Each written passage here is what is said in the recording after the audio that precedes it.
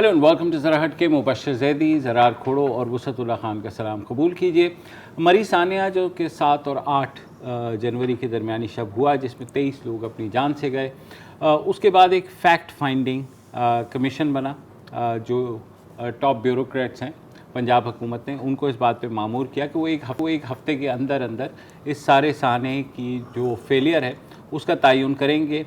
आज वो दिन ख़त्म हो गया, मगर कहा यह जा रहा है पंजाब हुकूमत की जानिब से कि अभी 2 रोज़ मज़ीद लगेंगे, क्योंकि कमीशन ने अपना बेसिक काम मुकम्मल कर लिया है, जिसके बारे में हम आपको बताएंगे भी कि उनकी फाइंडिंग्स क्या थी। मगर वो सिफारिशात भी मुरतब कर रहे हैं कि आइंदा ऐसा वाक़या ना हो। जो अभी तक इत्तलात सामने आई हैं और जो कमीशन के मेंबर्स से गुफ्तगू हुई है, उनका ये कहना है कि उनकी फाइंडिंग ये है, ज़ाहिर है आपको पता है, इस बात में कोई शक नहीं है, वज़ीर आज़म इमरान ख़ान ने भी ट्वीट किया था कि एडमिनिस्ट्रेशन का फेलियर है कि किस तरीके से ऐसी जगह जहां से 3500 गाड़ियां जा सकती थी वहां 1 लाख से ऊपर गाड़ियां चली गईं, फिर वहां लाइट चली गई, लोग महसूर हो गए गाड़ियों में अपने, और उसके बाद जो डेथ्स भी हुई वो कार्बन मोनोऑक्साइड की वजह से हुई गाड़ियों में, क्योंकि उनके जो एग्जॉस्ट पाइप्स थे वो चोक हो गए। अभी तक जो तफसीलात सामने आई हैं उसके बारे में आपको पता है कि क्योंकि एडमिनिस्ट्रेशन का कोई कोऑर्डिनेटेड एफर्ट नहीं था, चाहे वो पीडीएमए के साथ हो, एनडीएमए के साथ हो, वो मेट डिपार्टमेंट के साथ हो, तो जाहिर है पिंग पोंग ही अब खेली जाएगी कि उस पर जिम्मेदारी डाल दो। तो पहला जो उनकी फाइंडिंग ये है कि मेट ऑफिस ने तूफ़ान के हवाले से कोई ऑफिशियल नोटिस तहरीरी या टेलीफोन के ज़रिए नहीं दिया। हालांकि उन्होंने ट्वीट कर दी थी और उन्होंने उनका जो तरीका है उसके हिसाब से वो देते हैं। हाँ, हर मौसम का हर टेम्परेचर बिल्कुल, लेकिन तहरीरी तो सर नहीं आया था। मैंने दावतनामा नहीं आया। हाँ बिल्कुल ऐसा ही कुछ हुआ। मुझे जनाजे का दावतनामा नहीं आया, मैं नहीं जा रहा। हाँ बिल्कुल, यही हुआ। तो ज़ाहिर है पहले तो उन्होंने कहा कि ज़रा हटा के मेट डिपार्टमेंट पे डालें। मेट डिपार्टमेंट वाले ये कह रहे हैं कि भाई हम तो हर रोज़ वो करते हैं, हमने वार्न कर दिया था 1 हफ़्ते पहले ही कि ऐसा तूफ़ान आने वाला है। 5 जनवरी का उनकी ट्वीट भी है, उनकी वेबसाइट पे उनकी प्रेस रिलीज़ भी है।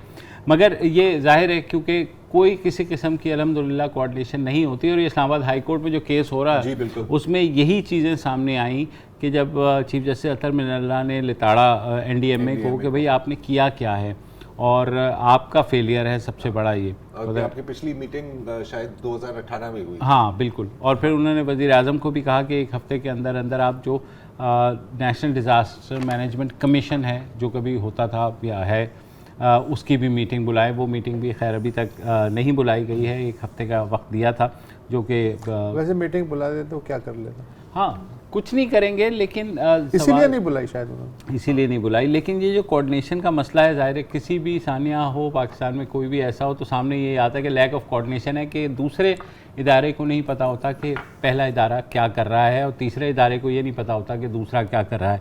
बहरहाल जो चीज़ें सामने आई जिनके बारे में हमने रिपोर्ट भी किया था कि उन्होंने कहा बर्फ़ हटाने और सड़कें साफ़ करने की मशीनरी जो बर्फ़ हटाने वाले पॉइंट्स पर मौजूद नहीं थी। महकमा हाईवे इंडेक्स कंट्रोल को रोड क्लियरेंस मशीनरी भिजवाने के लिए वायरलेस से मुतअद्दिद पैगामात भेजे गए। ज़ाहिर है जब फंस गया तो वो नहीं पहुँचे। मुतअद्दिद पैगामात के बावजूद मशीनरी बर वक्त नहीं भेजी गई, ये कमीशन की फाइंडिंग है। वो ये कह रहे हैं बाड़िया रोड पर सफाई करने वाली मशीन जो है जहाँ खड़ी हुई थी वो उसने चलने से इनकार कर दिया। तो वहाँ ये हुआ कि जी ऑपरेटर ने जो कहा, वहाँ पर वाहिद जो ऑपरेटर मौजूद था, बाकी जगह तो ऑपरेटर भी नहीं पहुँचे थे, उन्होंने कहा जी मशीन तो ख़राब है। कह रहे हैं फिर उन्हें गौर मुआयना किया तो पता लगा उसमें डीजल नहीं है। तो ज़ाहिर है वो कैसे चलेगा, है ना, वो उसके लिए। उसके बाद ये कहा गया लोअर टोपा, ठंडा जंगल, कुल्डना, चिट्टा मोड़ पर दरख्त और बिजली की तारें गिर गई थीं। उसके बाद महकमा जंगलात के मुलाजमीन ने दरख्तों के गिरने की इत्तला मिलने के बाद अपने मुताल्लिका नंबर बंद कर दिए, जो कि इनका बस चलता है तो ये तारों और दरख्तों को शो का नोटिस भिजवा दें। बिल्कुल ये इवेंचुअली यही होगा आइडिया मत। हाँ अच्छा, उन्होंने कहा कि ये सबूत देखें कि बिजली की तारें गिरने से एक इंस्पेक्टर की जो है ना वो हाईवे के वो उसकी गाड़ी भी जलकर खाकस्तर हो गई थी। मुतवक्को बर्फ़बारी से निमटने के लिए इंतज़ामिया की जानिब से नवंबर दिसंबर में 4 मीटिंग्स की गई थी। उसके बावजूद बर्फ़बारी, उसके बावजूद ये हो गया। और उसके और सबसे इम्पॉर्टेंट जो इसमें वो है फाइंडिंग है, मुतवक्को हालात से निमटने के लिए 2 व्हाट्सएप ग्रुप बनाए गए थे, मरी स्नोफॉल और मरी स्पेशल के नाम से। इसमें सारे लोग मौजूद थे लेकिन सबने लगता है मैसेजेस देख के डिलीट कर दिए और किसी ने रखा नहीं, किसी को ये नहीं पता था। व्हाट्सएप ग्रुप, अच्छा व्हाट्सएप ग्रुप बने हुए हैं, लेकिन कह रहे हैं कि हमें महकमा मौसमियात ने तहरीरी नहीं भिजवाया। अच्छा, एक और जो इसमें मज़ेदार बात है कि शायद कल की बात है कि मैं NDMA का ट्विटर अकाउंट को देख रहा हूँ।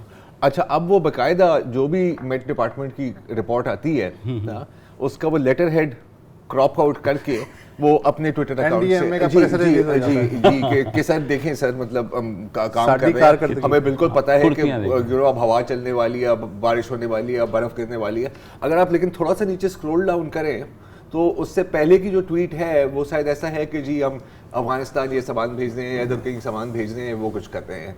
तो और कुछ नहीं तो मतलब अपने ट्विटर अकाउंट को ही देख लेते हैं। हाँ बिल्कुल, ये भी लेकिन एक व्हाट्सएप possibility है। आपको पता है व्हाट्सएप से बढ़ के कोई चीज़ नहीं है इस मुल्क में।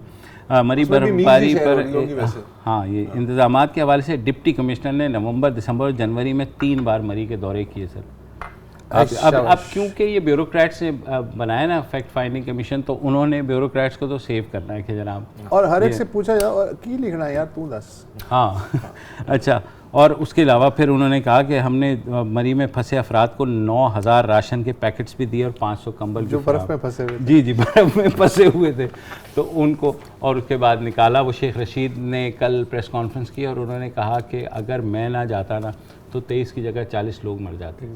मजाक के अलावा हाँ, he said it on record during a press conference. मतलब कोई एक्सप्लेनेशन दी नहीं, है कोई वो ये था कि मैं गया हूँ तो मैंने जा करके फिर सारा खुलवाया। हाँ, तो मैं पहुंचने से ही बर्फ पिघल गई। बिल्कुल बर्फ़ पिघल गई। इतना hot हूँ मैं। I am the. हाँ हाँ, ऐसा ही कुछ आई एम दी बर्फ़। तो बहरहाल हमारे साथ मौजूद हैं मरी से डॉन के सीनियर हैं डॉक्टर आबिद अब्बासी। इन्होंने जब मरी सानिया हुआ था तब भी हमने इनसे बात की थी, उन्होंने उसी वक्त निशानदही की थी कि मशीनें जो हैं वहाँ नहीं हुई, कोई प्रॉपर प्लानिंग नहीं हुई। अब्बासी साहब, ये फैक्ट फाइंडिंग मिशन जो है कमीशन, ये यही कह रहा है कि मशीनें नहीं पहुँची। एक मशीन जो कि बाड़ियाँ पे थी उसका डीजल ख़त्म हो गया, तारें गिर गई, महकमों ने नंबर बंद कर दिए, जो कि ज़ाहिर होता है, आपको पता है बिजली चली जाए या फ़ोन कट जाए या कुछ हो तो सबसे पहले नंबर बंद किए जाते हैं। आपको कोई ताज्जुब हुआ इस रिपोर्ट की फाइंडिंग से? Thank you very much sir, बहुत शुक्रिया। जी, आबिद साहब।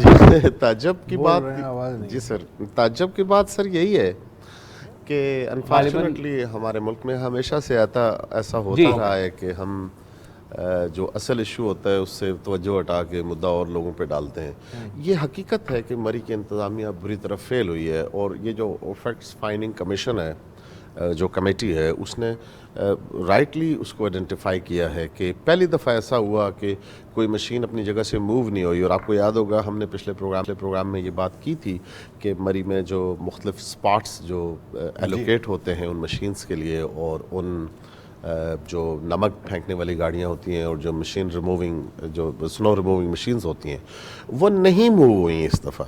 और ये उन्होंने बिल्कुल राइटली जो है वो पॉइंट आउट किया है। लेकिन अनफॉर्चुनेटली ये सिर्फ this is one segment of the whole saga, एक हिस्सा है ये। बहुत सारे और इश्यूज़ हैं जिनको अभी मंजर आम पे आना है। जी तो अब्बासी साहब, ये एक मैं स्टोरी पढ़ रहा था द न्यूज़ में, अंसार अब्बासी साहब ने की भी। उन्होंने ये लिखा कि पिछले 3 सालों में 9 जो असिस्टेंट कमिश्नर हैं वो बदले, और जो लेटेस्ट थे वो भी दिसंबर में ही आए। तो ये मरी क्या tourist hill station virtually bureaucrats के लिए भी है? Tourist bureaucracy. जी बिल्कुल सही कहा उन्होंने, और स्टोरी भी बिल्कुल ठीक की है।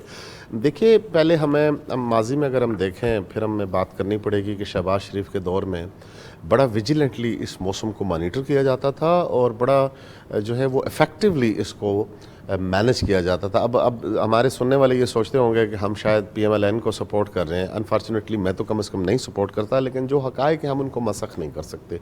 कम से कम मरी में स्नो सीज़न में PMLN की गवर्नमेंट ने बड़ा ज़बरदस्त मैनेज किया। और सिर्फ PMLN की गवर्नमेंट नहीं, उससे पहले परवेज़ इलाही साहब की हुकूमत में भी इस स्नो के सीज़न को बड़ा ज़बरदस्तली जो है बड़ा ज़बरदस्त तरीके से मैनेज किया जाता रहा और कोई ऐसा वाक़या हमें नज़र नहीं आया। इस दफ़ा ये हुआ कि एक तो मैं पिछले प्रोग्राम में भी हम ये बात कर चुके हैं कि जो असिस्टेंट कमिश्नर मरी अपॉइंट किए गए वो इसी महीने में दिसंबर में अपॉइंट किए गए।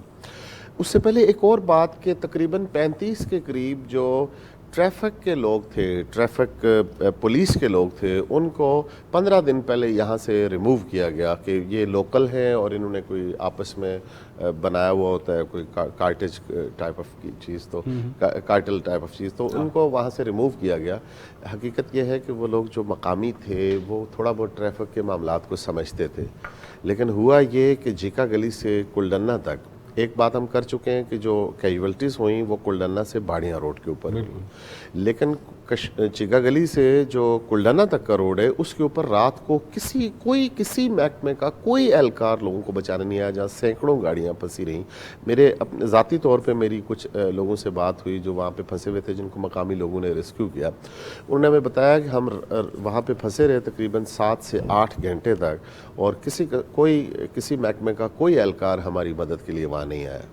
अच्छा आबिद साहब, अब जाहिर है आप स्पॉट पर हैं और आप सब जानते हैं मरी के जितने भी लोगों को, और आपकी ऑफिशियल से भी बात होती होगी, मुकामी सियासतदानों से भी बात होती होगी। क्या कोई थोड़ा सा एहसास है कि हमारी गफलत की वजह से, और ये तो अब जाहिर है 22 जाने गई हैं, तो मतलब थोड़ा सा कोई एहसास है या सब एक दूसरे पे टोपी पहनाने के चक्कर में बैठे हुए हैं? बाज़ार तो वो शो करते हैं सर कि उन्हें एहसास है, लेकिन कोई भी ज़िम्मेदारी लेने के लिए तैयार नहीं है। मेरी मुख्तलिफ महकमों के जो ज़िम्मेदारान हैं उनसे बात हुई है पर्सनली, तो वो कहते हैं कि नहीं जी हमारा नाम गलत आ रहा है, हम इसके ज़िम्मेदार नहीं हैं, दूसरे महकमे के लोग ज़िम्मेदार हैं, तीसरे महकमे के लोग ज़िम्मेदार हैं। लेकिन हकीकत ये है कि मरी की सारी इंतज़ामिया बुरी तरह फेल हुई है, ड्रास्टिकली फेल हुई है। Let me use this sweeping way कि सारे के सारे ड्रास्टिकली फेल हुए हैं। उसकी वजह यह है कि ऊपर जो टीम लीडर होता है, अनफॉर्चुनेटली वो टीम लीडर उन चीज़ों को समझ ही नहीं सका। मसलन मैं अगर बात करूं, जिस तरह मैं पहले बार ये बात कर चुका हूं कि चूँकि शहबाज शरीफ को मरी की डायनामिक्स का पता था, मरी की वहाँ बर्फ़ में जो मसाइल होते थे उनका पता होता था, और हैरान कौन बात यह है कि चूँकि शहबाज शरीफ का तो मरी में घर है, उनकी फैमिली जो वो बड़ी फ्रिक्वेंटली विज़िट करती है मरी। लेकिन इवन परवेज़ इलाही के दौर में भी पंजाब गवर्नमेंट ने एक सेल बनाया था जो मरी में बर्फ़ को मॉनिटर करने के लिए था और उसमें मैयज़ लाने के लिए था। हमारे मौजूदा जो वज़ीर आला हैं, जो वसीम अकरम प्लस हैं पंजाब में, वहाँ पे कोई किसी को पता ही नहीं था कि मरी में बर्फ़ पड़ती है तो मसाइल क्या होते हैं। लोगों ने सोशल मीडिया के ऊपर ये मीम्स बनाई कि उस्मान बुज़दार साहब को ये वाक़या होने के बाद पता चला कि मरी भी पंजाब में मौजूद है। लेकिन मरी पंजाब का हिस्सा है। आबिद साहब, मैं समझने की कोशिश कर रहा हूँ कि ये कैसे मुमकिन है, क्योंकि देखें अब माना कि चले अगर बुज़दार साहब को ज़ाती तौर पर उनके जहन में ख्याल नहीं आया कि जी बर्फ़ पड़नी है और ये मसला होता है, तो एक पूरा एक स्ट्रक्चर तो उनके इर्द गिर्द होता है ना, लोग उनको बताने वाले होते हैं कि सर जी एक जगह है मरी, वहाँ पर बर्फ़बारी होने वाली है, आप कुछ कर दे। तो क्या मतलब एक बंदे की ऑर्डर ना देने की वजह से पूरा सिस्टम ही रुक जाता है, या कोई चीज़ें होती हैं जो रूटीन में होती हैं, क्योंकि ये हर साल की बात है? दुरुस्त बात है, बहुत दुरुस्त बात है कि इंतज़ामिया, ये तो हम इस्टेब्लिश कर चुके हैं, हम नहीं इस्टेब्लिश कर चुके हैं, ये वाक़या खुद इस्टेब्लिश कर चुका है और सारी दुनिया में ये बात हो रही है कि जो रावलपिंडी की इंतज़ामिया थी और मरी की जो इंतज़ामिया थी वो बुरी तरह फेल हुई है।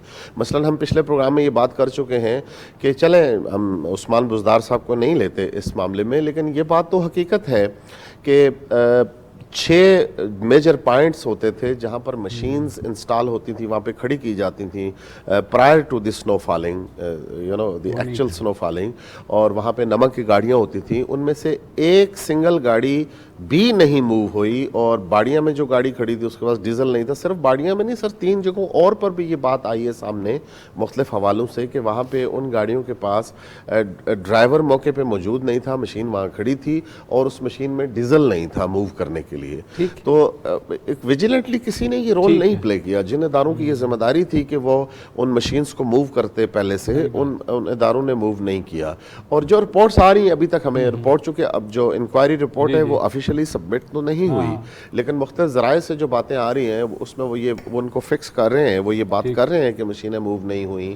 और जो इदारे हैं including the deputy commissioner office Rawalpindi, assistant commissioner office मरी, अनफॉर्चुनेटली वो अपनी जो उनकी रिक्वायर्ड ड्यूटीज़ थी वो करने में नाकाम रहे हैं। इसके बावजूद कि महकमा मौसमियात ने ये पेशनगोई की थी कि इस दफ़ा मरी में ठीक। जो है वो रूटीन से हट के बर्फबारी होगी, रूटीन से ज़्यादा बर्फबारी होगी, लेकिन उन्होंने कोई स्पेशल मेजर्स नहीं लिए। ठीक है, बहुत शुक्रिया। अब अच्छा, दुख की बात यह है कि अगर शहबाज शरीफ नहीं है या परवेज़ इलाही नहीं है तो कंटिन्यूस वो तो भाई प्रॉब्लम तो वहाँ है ना यार। मतलब शहबाज शरीफ सारी उम्र तो नहीं रहेगा या परवेज़ इलाही ने सारी उम्र नहीं तो नहीं, परवेज़ इलाही, शहबाज शरीफ, उस्मान बुज़दार की छोड़ दें।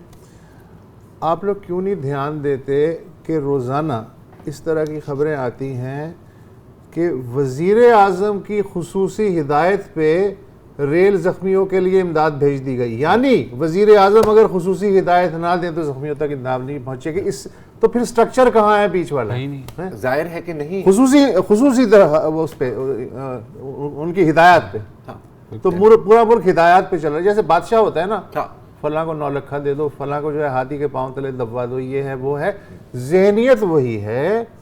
और हम जाहिर है कि उसी में से कोई बादशाह बन जाता है, कोई वजीर बन जाता है, कोई चमचा बन जाता है। ये भी है। तो और सिस्टम तो वही है ना। और इसमें एक और पॉइंट भी है मुसद, जब इंतजामिया को पता है कि ऊपर एक बंदा बैठा हुआ है, ठीक है, जो डंडा लेके आपसे काम कराएगा, तो फिर वो खुद ही हरकत में आ जाते हैं। अब इनके शहबाज शरीफ के अगेन लोग यही कहेंगे कि सर आपने मतलब पता नहीं टोकरी पकड़ ली है या क्या, लेकिन ये हकीकत है कि वो ब्यूरोक्रेसी को टाइट रखता था। हाँ। ठीक है, जब उन्हें पता है कि हालांकि ये खराब बात है, ब्यूरोक्रेटिक सिस्टम हो तो चीफ मिनिस्टर को तो पता भी नहीं होना चाहिए कि कौन सा नहीं काम होना चाहिए, लेकिन नहीं है तो ऐसा ही है ना।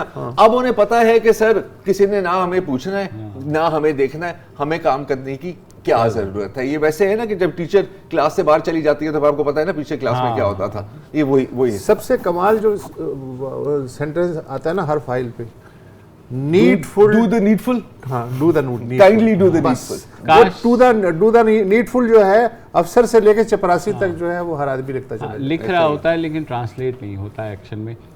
वक्फा ले लेते हैं जी।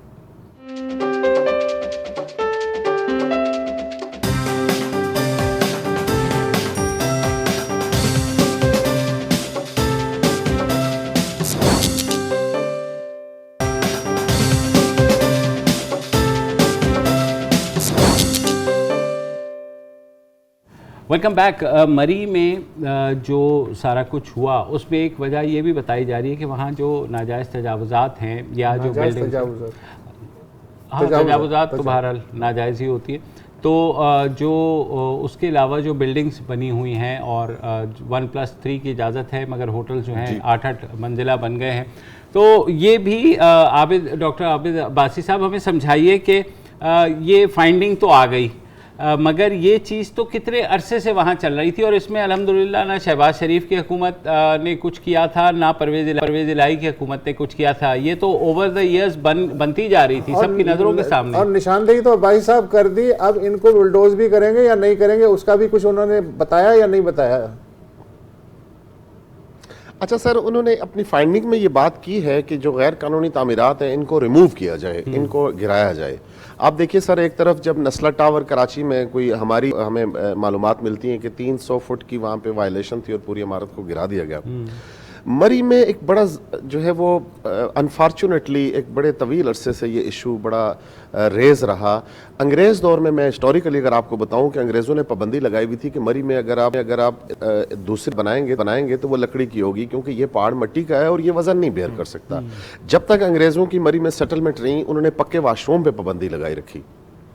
फिर उसी चीज़ को मद्देनज़र रखते हुए ये बाइलास बने कि ग्राउंड+2 स्टोरी बनेगी, लेकिन तीसरी जो स्टोरी होगी वो लकड़ी की छत होगी, चादर की छत होगी, कंक्रीट की नहीं होगी।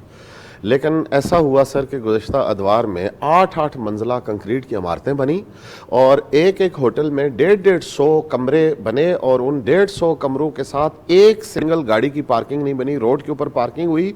और मरी का वाहिद हॉस्पिटल जो है तहसील हेडक्वार्टर हॉस्पिटल, मकामी आबादी जो 97% देहातों में रहती है वो अस्पताल नहीं पहुँच सकते क्योंकि सड़क के ऊपर गाड़ियों की पार्किंग हुई भी होती है और होटल वालों ने की होती है। अरबों रुपए की सर ये करप्शन हुई गुज़श्ता अदवार में। इसमें इर्रेस्पेक्टिव ऑफ शहबाज शरीफ ने यह ज़रूर किया कि उन्होंने 10 साल तक जब वो 2 टेन्योर में सीएम पंजाब रहे उन्होंने मरी में कंस्ट्रक्शन पे पाबंदी लगाई रखी, लेकिन उस पाबंदी के दौरान भी सैकड़ों की तादाद में इमारतें बनी। 2006 में एक और करप्शन से बनी, इंतज़ामिया को पैसे देकर 5000 रुपया फी लेंटर, मरी में ये बच्चे को पता है कि रेट था उस लेंटर डालने का। 2006 में मरी में एक 8 मंजिला गैर कानूनी तामीर शुदा इमारत गिरी जिसमें 3 लोग मर गए। उस वक्त के चीफ जस्टिस इफ्तिखार चौधरी ने नोटिस लिया और ज़िले इंतज़ामिया को उस वक्त नाज़म होते थे जावेद इखलास, और मरी के नाज़म को उन्होंने नोटिस भेजे और उस नोटिस के जवाब में मरी के तहसील नाज़म ने सुप्रीम कोर्ट ऑफ पाकिस्तान में एक लिस्ट जो है वो सबमिट करवाई कि 180 हाई राइज बिल्डिंग मरी में गैर कानूनी बनी हैं जो तमाम रूल्स को वायलेट की गई। और मज़े की बात सर ये है कि जब ये इमारतें बनी तो कोई नक्शा पास होता है, कोई कौमी ख़जाने में कोई रकम आती है, चूँकि ये रिश्वत से बनी और इन इमारतों का एक सिंगल पैनी जो है वो कौमी ख़जाने में जमा नहीं हुई। सीसल अपार्टमेंट से ये शुरू हुई और 180 इमारतों की उन्होंने लिस्ट दी, लेकिन मेरी मालूमात के मुताबिक 300 के करीब ऐसी इमारतें मरी में जो गैर कानूनी बनी। उसमें PMLN के लोग भी हैं, उसमें PTI के लोग भी हैं, और अभी जो PTI की हुकूमत बनी इन्होंने पहले से ये कहा था कि हम जो है वो तजावज़ात के ख़िलाफ़ करेंगे, हम करप्शन का ख़ात्मा करेंगे, ब्ला ब्ला, लेकिन सबसे ज़्यादा गैर कानूनी तामीरात इनके दौर में हुई। और मरी में आज भी सर जो कानून है पंजाब हुकूमत का, जो बायलाज हैं वो ग्राउंड प्लस 2 स्टोरी हैं, 30 फुट बिल्डिंग आप बना सकते हैं। लेकिन आप हैरान होंगे कि 9 मंजिला इमारतें जो 125-150 फुट तक बनी वो बनी और बरसरे आम बनी, रिश्वत देकर बनी, करप्शन से बनी, और सुप्रीम कोर्ट ऑफ पाकिस्तान भी तो अब उसूलन तो इन इमारतों को ज़ाहिर है ढा देना चाहिए। कुछ एक्शन भी हुआ, कुछ 2-4 कमरे भी गिराए गए जो हमने देखा गया। हाँ, लेकिन वोट बैंक जी जो सर है, वो ऐसे ही करते हैं कि जब जी वोट बैंक जो है उसको कौन बुलडोज करेगा? इफ्तिखार चौधरी साहब ने सर ये एक्शन लिया, उन्होंने कहा कि इन इमारतों को गिराया जाए जो कानून की खिलाफ वर्जी करके बनी है और इनके खिलाफ एक्शन लिया जाए। उस वक्त भी यही हुआ कि जो मकामी छोटे छोटे जगहों पे मरी शहर से बाहर बोरबन में और एक्सप्रेसवे पे उन इमारतों की एक आध कोई इमारत की चंद ईंटें गिरा कर उसकी खानापुरी की गई। फिर साकिब निसार साहब जब चीफ जस्टिस बने तो उन्होंने इस पे एक्शन लिया, बड़ा मीडिया में उसकी हाइप क्रिएट हुई, कमीशन बना, उस कमीशन ने रिपोर्ट दी, उसके ऊपर भी फिर यही हुआ कि थोड़ा बहुत ईंटें शीटें इधर उधर से गिरा के उसको आई वाश करके दोबारा कर दिया गया। आप सर हैरान होंगे कि माल रोड मरी जो है अंग्रेज़ दौर में उसकी जो राइट साइड है GPO चौक से लेकर वो कैंटोनमेंट बोर्ड के और आखिर में एंड में पिंडी पॉइंट तक, उसके ऊपर किसी किस्म की कोई तामीरात कानूनन उसकी इजाज़त नहीं थी, वो ग्रीन बेल्ट था। बरसरे आम माल रोड के ऊपर राइट साइड के ऊपर जो ग्रीन बेल्ट था उसके ऊपर 8 स्टोरी एक इमारत तामीर हुई और उसमें बहुत, मुझे माजरत के साथ ये कहना पड़ रहा है, अदलिया का एहतराम अपनी जगह, लेकिन उसमें कुछ जजेस ऐसे थे जिन्होंने स्टे ऑर्डर दिया और उन बिल्डिंग्स में ठहर के वो स्टे ऑर्डर्स दिया, यानी कोर्ट में ओपनली नहीं दिया, वहां बैठकर स्टे। वाह, यहाँ मुशायरा खत्म कर दें यहाँ, बस कमाल है, वरना मजा चला जाएगा पूरे से। वक्फा लीजिए।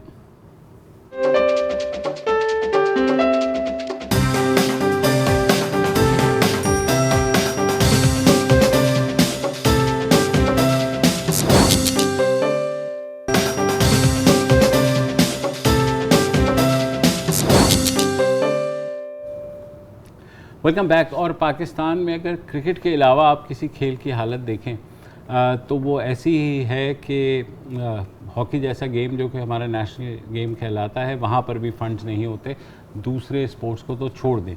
मगर फिर भी अगर कोई अपने बलबूते पर आगे निकल जाता है तो उसके साथ क्या सलूक होता है वो आप उसकी झलकियाँ भी देखते रहते हैं। आज हम बात करेंगे, पाकिस्तानी बॉक्सर हैं मोहम्मद वसीम, इस वक्त टॉप के बॉक्सर हैं और वर्ल्ड बॉक्सिंग एसोसिएशन का जो टाइटल है उनकी बाउट हो रही है अब इस मार्च 19 को।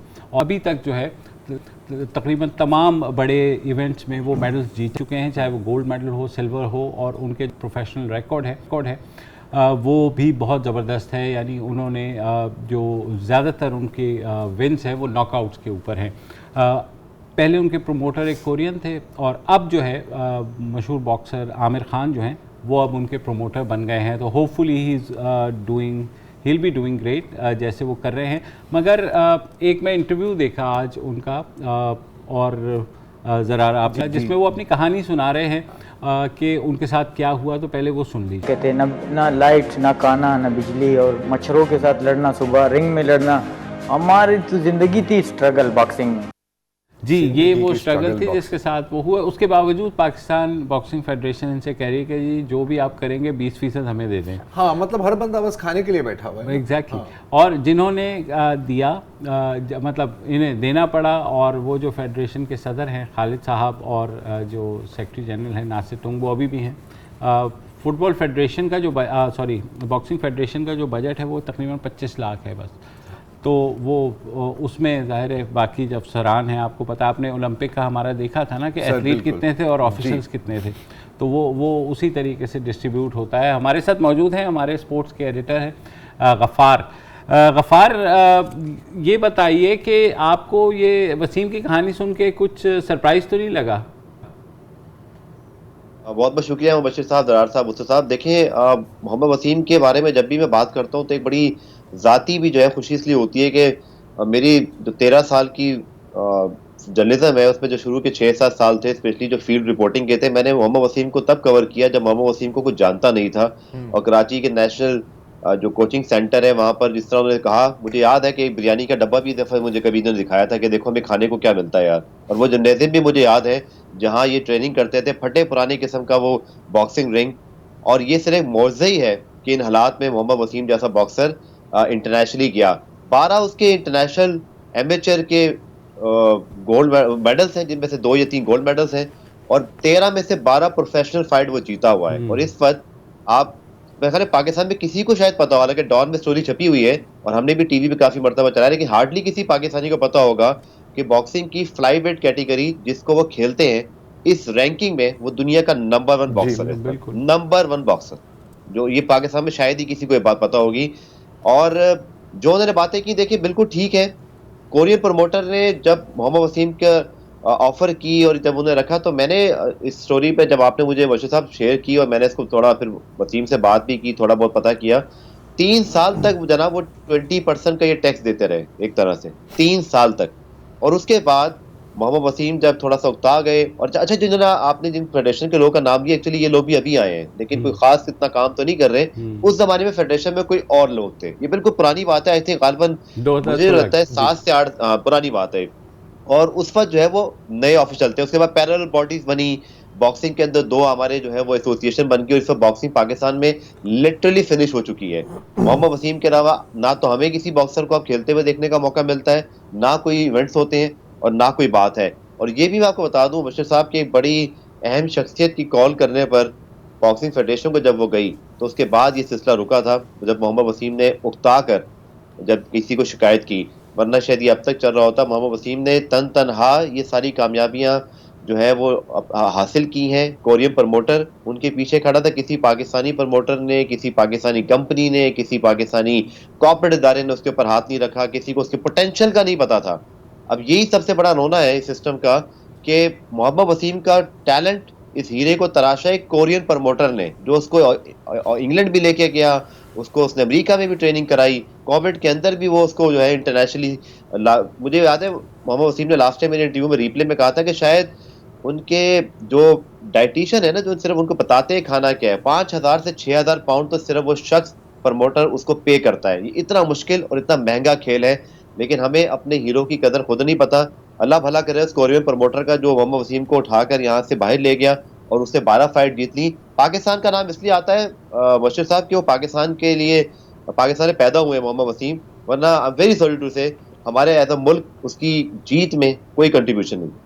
अच्छा गफ़ार, अब ये जो मोहम्मद वसीम साहब जो बातें करते हैं कि जी उसने कहा कि भाई 20% मुझे दे दो, फिर एक मैच में उनको हराया भी गया। अब जाहिर है कि ये काफ़ी सीरियस किस्म की एलिगेशंस हैं, एक्यूजेशंस हैं।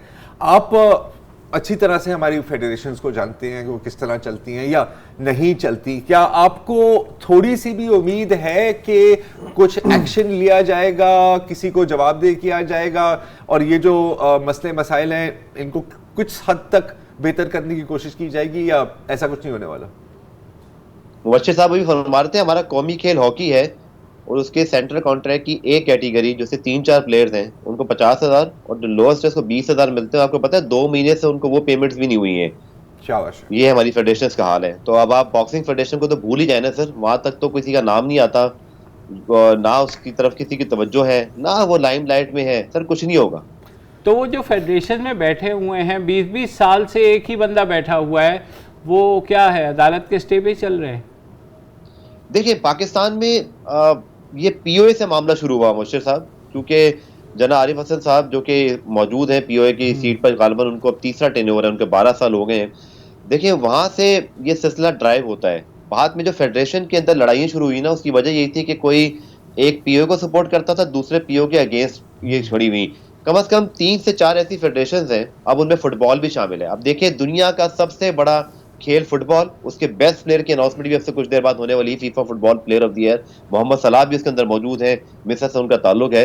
एक ऐसे खेल में पाकिस्तान सस्पेंड ही इसीलिए है कि वहां भी पैरेलल बॉडीज बनी हुई थी, और जब इंटरवेंशन हुआ, सब कुछ हुआ, तो बॉक्सिंग में भी सर यही हाल है। बॉक्सिंग में भी तकरीबन पिछले 7 से 8 साल से पैरेलल बॉडीज हैं। और एक्चुअली मैं आपको बड़े मजे की बात बताऊं कि आप किसी भी स्पोर्ट जर्नलिस्ट से पूछ लें, उनको खुद समझ नहीं आती कि एक्चुअली बॉडी कौन सी है। कोई आईपा से रजिस्टर्ड है, ठीक है कोई गफार, PO से आई एम है, सॉरी, दोनों काम नहीं कर रहे। शॉर्ट ऑफ टाइम, एक वक्फा ले।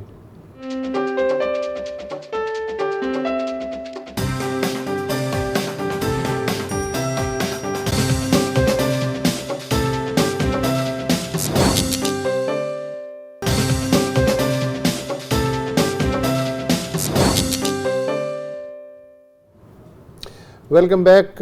एक बैनुल-अक़वामी तंजीम है जेनोसाइड वॉच, जो कहीं भी नस्ल कुशी जैसी कोई माहौल बन रहा हो तो उस पे वॉर्न करने में शोहरत रखती है। उसके सरबराह हैं डॉक्टर ग्रेगरी स्टेंटन। उन्होंने 2 दिन पहले एक बड़ी खौफनाक बात की कि भारत जो है वो तेज़ी से नस्ल कुशी की जानिब बढ़ रहा है। पहले उनकी गुफ्तगू की एक झलक सुन लीजिए, फिर बात करते हैं। डॉक्टर ग्रेगरी स्टेंटन कह रहे हैं कि हम 2002 से ख़बरदार कर रहे हैं, जब गुजरात में 1000 से ज़ायद मुसलमानों को कत्ल किया गया, और इसकी हौसला अफजाई वहाँ की इंतज़ामिया ने खुल के की। फिर यही बीजेपी जब मरकज़ में बरइख्तियार आई तो उसने इस्लामिक फ़ोबिया को बतौर हथियार इस्तेमाल करना शुरू कर दिया। कश्मीर में जो हालिया इक़दाम किए गए हैं, उनका मकसद वहाँ हिंदू अक्सरियत का तसल्लुत यकीनी बनाना है, क्योंकि ये वाहिद रियासत है भारत की जहाँ मुसलमान अक्सरियत में हैं। शहरियत के तरमीमी कानून के तहत अफ़गानिस्तान, बांग्लादेश और पाकिस्तान से गैर मुस्लिम पनाहगुज़ीन तो भारत आ सकते हैं, मगर मुसलमान पनाहगुज़ीनों को इस कानून के दायरे से बाहर रखा गया था। डॉक्टर स्टेंटन के बकौल 1971 के वाक़यात के दौरान और बाद में बांग्लादेश से लगभग 3 लाख पनाहगुज़ी भारत आए और ज़्यादातर आसाम और शुमाल मशरिक़ी रियासतों में जा बसे। उनके पास 50 बरस पुरानी दस्तावेज़ात हैं, मगर उन्हें गैर मुल्की बाशिंदे करार दे के मुल्क से निकालने की संजीदा कोशिश हो रही है। 2017 में म्यांमार हुकूमत ने भी रोहिंग्या शहरियों को पहले शहरियत से महरूम किया और फिर उन्हें नस्ल कुशी की मुहिम की जानिब धकेल दिया गया। लाखों रोहिंग्या मुल्क छोड़ भागे और तकरीबन 10,000 हलाक कर दिए गए। डॉक्टर स्टेंटन के बकौल भारत भी इसी रास्ते पे चल रहा है, जहां 20 करोड़ मुसलमान सदियों से आबाद हैं। हिंदुत्व का कौमी नज़रिया भारतीय आईन में हर शहरी के मुसावी हुकूक़ के उसूल के मनाफी है। फ़िलहाल ये कहना मुश्किल है कि आसाम या कश्मीर में बकौल डॉक्टर स्टेंटन नस्ल कुशी हो रही है, मगर नस्ल कुशी किसी फौरी वाक़े का नाम नहीं होता, बल्कि ये एक मरहलावार मुसलसल अमल का नाम है। हालांकि नफ़रत की फ़ज़ा की रोकथाम मरकज़ी हुकूमत की ज़िम्मेदारी है, मगर वज़ीर आज़म मोदी ने इसकी ज़िम्मेदारी रियासतों पर डाल दी है। जिन लोगों को शहरियत से महरूम किया जाता है, उसके बाद उनकी किरदार कुशी शुरू हो जाती है। उन्हें मुजरिम, अलहदगी पसंद, दहशतगर्द, जुनूनी, खून चूस कीड़े और दीमक वगैरह के अलक़ाबात दिए जाते हैं, ताकि वो बिल्कुल एक नफ़रत वाला तन्हा गिरोह बन जाएं और फिर नस्ल कुशी करने में आसानी हो। रुवांडा में बकौल डॉक्टर स्टेंटन जो शनाख्ती कार्ड जारी किए गए, उनमें हुतू और तुत्सी वाज़े तौर पर लिखा हुआ था। जब उस ज़माने में मैं रुवांडा में था और मैंने सदर हैब्रेमेनिया से 1989 में कहा कि ये कार्ड नस्ल कुशी के लिए एक दिन इस्तेमाल होंगे। सदर बेनिया ने इस बात को हंसी में टाल दिया, मगर ठीक 5 बरस बाद 1994 में 8 लाख तुत्सी नस्ल के लोग नस्ल कुशी का शिकार हो गए। हम नहीं चाहते कि भारत भी इसी समत की जानिब चला जाए। डॉक्टर ग्रेगरी स्टैंटन ने जिन बातों की जानिब इशारा किया है उसे में एक बात यह भी है कि पहले नस्ल कुशी के लिए जो माहौल है समाजी और माशी तौर पे तैयार किया जाता है। इसका एक नमूना हम आपको अभी दिखाते हैं, जहां उत्तर प्रदेश के गांव के रिहायशियों से हलफ लिया जा रहा है कि वो मुसलमान कारोबार और मुसलमान जो खांचा फरोश हैं उनका बाइकआउट करेंगे। किस तरह बाइकआउट करेंगे इस हलफ में आप सुन सकते हैं। तो ये है माहौल।